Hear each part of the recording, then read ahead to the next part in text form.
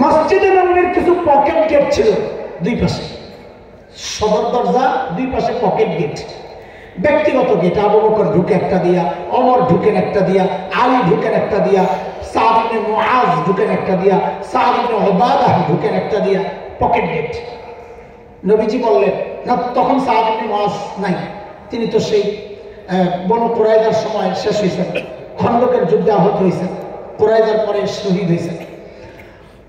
তো নবীজি বলতেছেন আমার পর আজকে থেকে সমস্ত পকেট গেট বন্ধ, কোন পকেট গেট থাকবে না। সাথে সাথে বলতেছেন কি জানে, শুধু আবু বকর যে গেটটা দিয়ে ঢুকে ওটারে বন্ধ করে না, খালি ওটা খোলা রাখবে। সুবহানাল্লাহ, বাড়ি যায় আপনার কাছে বিষয়টা অবাক লাগে না? আল্লাহ।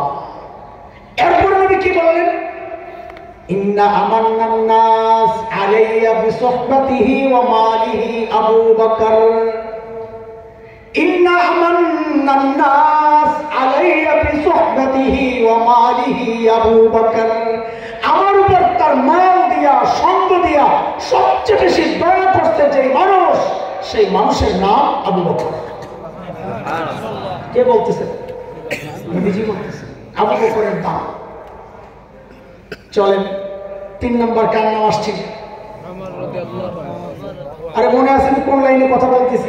আমি 3 জন সাহাবী এনেছি, সারা 3 জন নবীজির সবচেয়ে প্রিয়।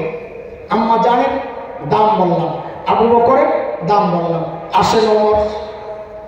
নবীজি বিবিদের সাথে আরো কিছু মেয়ে ছিলেন, কথাবার্তা বলতেছেন। এর মধ্যে সাইয়েদনা ওমরের আওয়াজ আসছে, ওমর আসছে, আর সব মেয়েরা গুড় গুড় গুড় করে ভিতরে চলে গেছে। তো ওমর ঢুকছেন, নবীজি হেসে দিয়েছেন। এটা একটা হাসির বিষয় যে মেয়েরা ওমরে এত ভয় পায়, সব চলে গেছে। এখন আমি ঢুকছি, আপনি হাসতেছেন, তা আমার মধ্যে একটা কৌতূহল জাগবে না? কেন হাসতেছেন? তো হযরত ওমরেরও ওই প্রশ্ন, মা ভাকা কেন আছে, কেন আসছে? তো নবীজি বলেন, ওমর আপনার আওয়াজ পাই মেয়েরা ডরে সব ভিতরে চলে গেছে।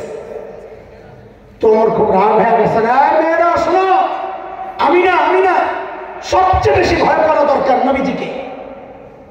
তো নবীজি বলতেছেন, ওমর ভয় তো পাইল, কারণ কি জানেন? আপনারে তো এমন ডরায় মানুষের না খায়, আপনি যেই রাস্তা দিয়ে চলেন ডরে শয়তানও ওই রাস্তায় থাকে। হ্যাঁ, আমরাও যে রাস্তায় চলি শয়তান থাকে না। অবস্থা পছন্দ হয় না কথা, কিছু কষ্ট। আমরাও যে রাস্তায় চলি শয়তান, তবে কারণ ভিন্ন। ওমর যে রাস্তায় চলতেন শয়তান থাকতো না ডরে, আর আমরা যে রাস্তায় যাই শয়তান যায় না, দরকার মনে করে না, বস আপনি থাকতে আমার কাম কি? আমরা এতটা নষ্ট হয়েছি, কথা বলার